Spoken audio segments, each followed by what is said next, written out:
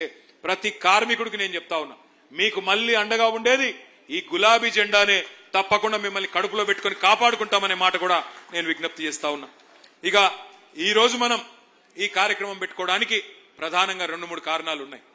ఒకటి, మీ అందరికీ తెలుసు, మన పార్టీ అధినాయకత్వం కేసీఆర్ గారి నాయకత్వంలో ఒక నిర్ణయం తీసుకున్నది. కొత్తగా సభ్యత్వ నమోదు కార్యక్రమం చేయాలి, కొత్తగా మళ్ళీ కమిటీలు వేసుకోవాలి. ఎందుకంటే మీ కుకట్పల్లిలో గతంలో 9 డివిజన్లు ఉండేది, ఇప్పుడు 15-16 డివిజన్లు అయినాయి. 15-16 ఎన్ని ఇప్పుడు 15 డివిజన్లు అయినాయి. మరి ఆ 15 డివిజన్లకి చాకుల్లాంటి యువ నాయకుల్ని, కొత్త తరాన్ని, కొత్త రక్తాన్ని బ్రహ్మాండంగా మళ్ళీ అధ్యక్షులుగా పెట్టుకొని కొత్త కమిటీలు వేసుకొని ముందుకు పోవాల్సిన అవసరం ఉన్నది. సభ్యత్వ నమోదు కార్యక్రమం జూన్ మాసంలో మనం ప్రారంభించుకోబోతా ఉన్నాం. నేను ఒక్క మాట మాత్రం ఈ వేదిక ద్వారా ఇక్కడ ఉన్న నాయకులందరికీ చెప్తా ఉన్నా, మా మాజీ కార్పొరేటర్లందరికీ కూడా చెప్తా ఉన్నా. మాజీ కార్పొరేటర్లు నిజానికి కూకట్పల్లిలో చాలా అద్భుతంగా పనిచేసినారు. వారికి ఒకసారి గట్టిగా చప్పట్లు కొట్టాలని చెప్పి నేను కోరుతా ఉన్నా. పని చేయడంతో పాటుగా మీ ఎమ్మెల్యే గారు చెప్పినట్టు అధికారం పోయినా పార్టీని మారలేదు, పార్టీని వీడలేదు. మేయరు, డిప్యూటీ మేయర్ పోయినా మీ కార్పొరేటర్లు మాత్రం, కూకట్పల్లి కార్పొరేటర్లు గులాబీ జెండాను విడిచిపెట్టలేదు. గట్టిగా చప్పట్లు కొట్టాలి. వాళ్ళకి నిబద్ధత కలిగిన సైనికులుగా పనిచేసినారు. కానీ ఈసారి నేను చెప్తా ఉన్నా, మరి మళ్ళీ మనం గెలవాల్సిన అవసరం ఉంది, ప్రజల మన్ననలు పొందాల్సిన అవసరం ఉంది. అందుకే నేను అంటా ఉన్నా, ఈ 15 డివిజన్లు, కొత్త డివిజన్లు ఏవైతే అవుతున్నాయో 15కి 15లో ఎవరైతే ఎక్కువ ఉరుకుతారో, ఎవరైతే ప్రజల చుట్టూ తిరుగుతారో, నాయకుల చుట్టూ కాదో ప్రజల చుట్టూ తిరుగుతారో వాళ్ళకే టికెట్లు ఇచ్చే బాధ్యత నాది అనే మాట నేను విజ్ఞప్తి చేస్తా ఉన్నా. ఎవరైతే కార్పొరేటర్ గా పోటీ చేయాలనుకుంటున్నారో పరుగులు పెట్టండి, ప్రజల చుట్టూ తిరగండి. సమస్యలు కోకొల్లలుగా ఉన్నాయి. నీళ్లు వస్తలేవు, కరెంట్ చక్కగా లేదు, మళ్ళా వాటర్ ట్యాంకర్ మాఫియా మోపైంది. ఇక దండుపాలెం బ్యాచ్ ముఠా దోపిడీకి అయితే అంతు లేదు. ఒక్కటంటే ఒక్క వాగ్దానం, 420 హామీలు ఇస్తే ఒక్కటంటే ఒక్క వాగ్దానం కూడా నిలుపుకోలేదు.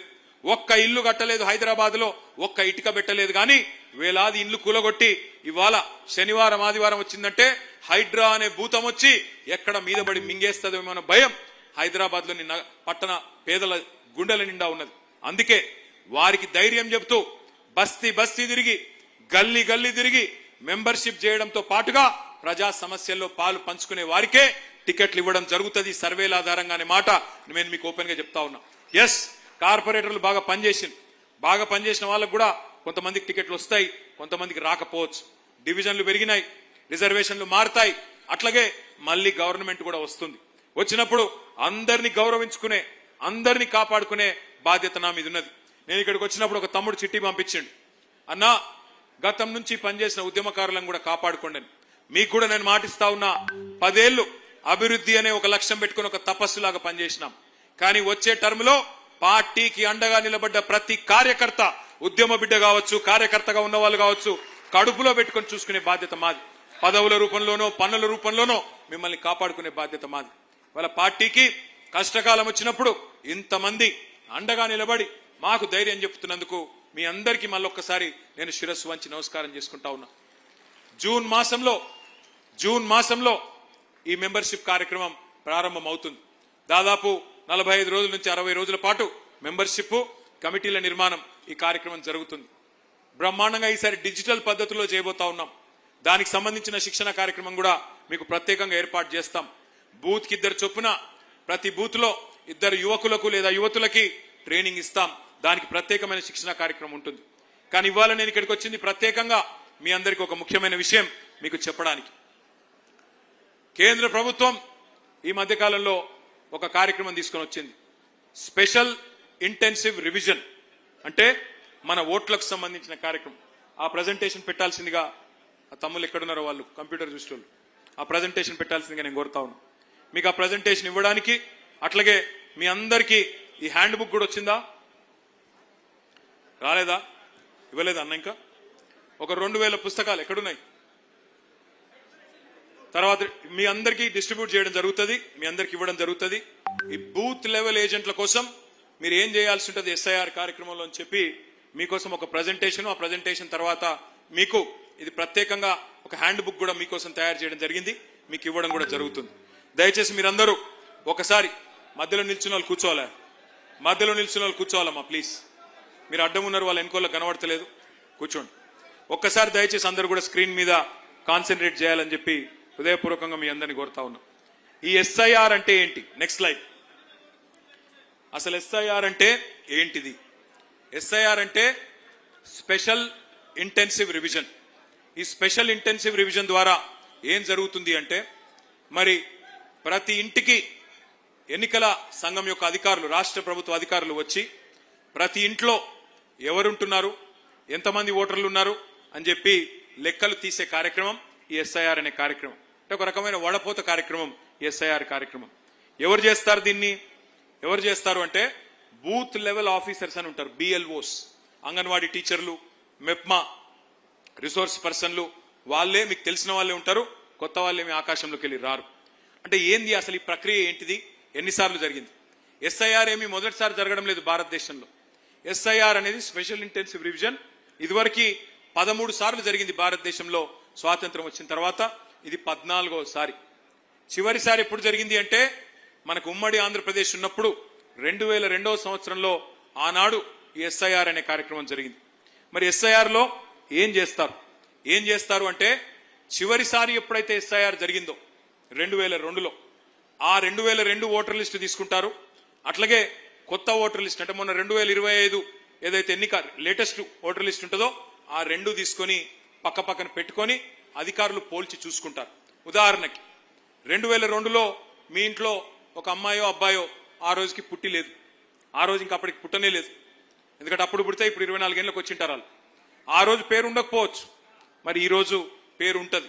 కాబట్టి రెండు పోల్చుకొని చూసుకొని ఫ్యామిలీ మ్యాపింగ్ ద్వారా మరి కొత్తగా వారిని కూడా యాడ్ చేస్తారు.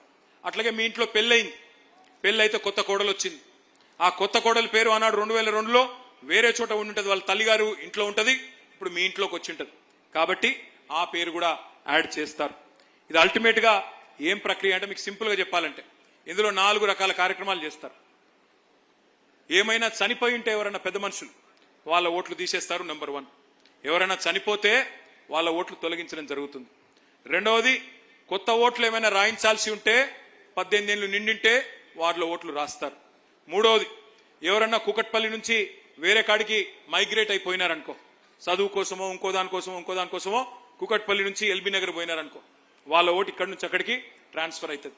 అట్లాగే ఎవరైనా ఎల్బీ నగర్కి వెళ్ళి కూకట్పల్లికి వచ్చినారనుకో, వాళ్ళ ఓటు ఇక్కడ రిజిస్టర్ అవుతుంది. అంటే 4 రకాలు. ఒకటి, చనిపోయిన వాళ్ళ ఓటు తీసేయడం. రెండవది, మీకు కొత్తగా 18 ఏళ్ళు నిండితే వాళ్ళ ఓటు రాయించడం. మూడవది, ఇక్కడ నుంచి ఎవరైనా ఓటు ఇంకొకడికి పోతే ఇక్కడ తొలగించి అక్కడ రాయించుకోవడం. నాలుగవది, ఎవరైనా కొత్తగా ఓటు ఇక్కడికి వస్తే వారి ఓటు ఇక్కడ రాయించి ఒరిజినల్ గా ఎక్కడైతే ఉన్నారో దాన్ని తొలగించడం. అయితే ఇందులో ఒక చాలా ఇంపార్టెంట్ పాయింట్ మీకు ఇక్కడ ఎక్స్ప్లెయిన్ చేయాలి. ప్రతి ఒక్కరు కూడా ఒక ఎన్యూమరేషన్ ఫారం నింపాల్సి ఉంటుంది. మీ గతంలో ఓటు ఉండొచ్చు. ఇప్పుడు కృష్ణారావు గారు ఉన్నారు, కృష్ణారావు గారు వాళ్ళ ఇంట్లో వాళ్ళ శ్రీమతి వాళ్ళ కొడుకు వాళ్ళందరికీ ఒక ఫామ్ వాళ్ళే నింపుతారు. బిఎల్ఓస్ వచ్చి మనకు చూపెడతారు, అన్న ఇది మీరేనా, మీ అబ్బాయేనా అని అడుగుతారు. అవును అని చెప్పాలా, టిక్ చేస్తారు, ఒక ఫోటో తీసుకుంటారు, వెళ్ళిపోతారు. దీని ఎన్యూమరేషన్ ఫామ్ అని అంటారు. ఇక్కడ నెక్స్ట్ స్లైడ్.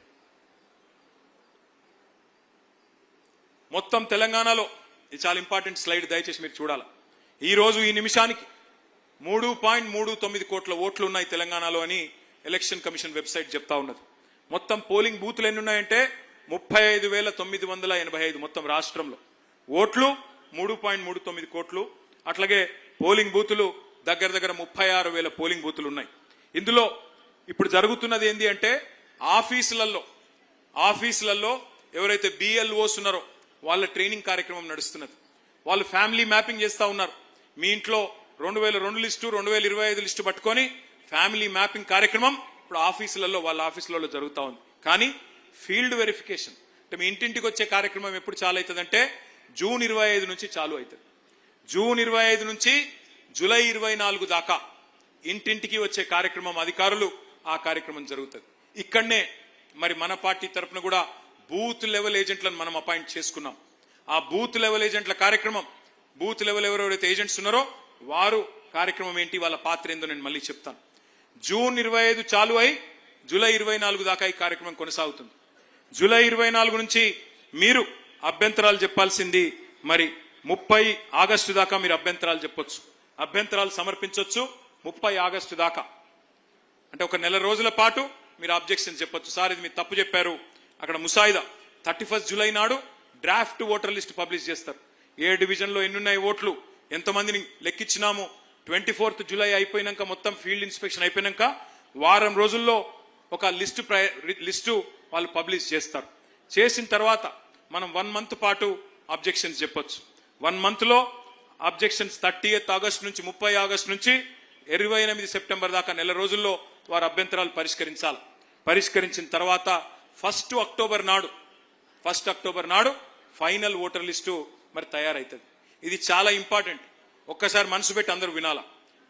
25 జూన్ ప్రారంభమైతుంది, 24 జూలై దాకా కొనసాగుతుంది ఇంటింటికి వచ్చే కార్యక్రమం. 31 జూలై నాడు ముసాయిదా voter list, draft voter list publish అవుతుంది. మీరు 1 మంత్ పాటు అబ్జెక్షన్స్ చెప్పొచ్చు. 1 మంత్ తర్వాత వాళ్ళు ఒక నెల రోజుల పాటు మీరు చెప్పిన అభ్యంతరాల మీద వాళ్ళు సరి చేసుకోవాలా. చివరికి 1 అక్టోబర్ నాడు మొత్తం ఫైనల్ ఓటర్ లిస్టు పబ్లిష్ చేయడం జరుగుతుంది. ఇదే ఓటర్ లిస్టుతోని మనం హైదరాబాద్ కార్పొరేషన్ ఎన్నికలకు పోబోతా ఉన్నాం. కాబట్టి ఎవరెవరైతే కార్పొరేటర్ కావాలనుకుంటున్నారో, ఎవరెవరైతే కార్పొరేటర్లు ఇప్పుడు ఉన్నారో మాజీ కార్పొరేటర్లు, మీ మీద బాధ్యత ఎక్కువ ఉంటుంది. మీరు దయచేసి ఏ ఒక్క అర్హుడి ఓటు, ఏ ఒక్క నిజాయితీ పరుడైన ఓటు, ఉండాల్సిన వ్యక్తి ఓటు పోకుండా కాపాడుకునే బాధ్యత మీది అనే మాట నేను విజ్ఞప్తి చేస్తా ఉన్నా. ఎందుకంటే మనం చూస్తున్నాం బెంగాల్లో 95 లక్షల ఓట్లు పోయినాయి. అందులో 27 లక్షల మంది పోయి కోర్టులో కొట్లాడుతున్నారు. 27 లక్షల మంది కొట్లాడుతున్నారు కోర్టులో మాకు అన్యాయం జరిగింది అని. బీహార్లో 65 లక్షల ఓట్లు పోయినాయి, తొలగించారు.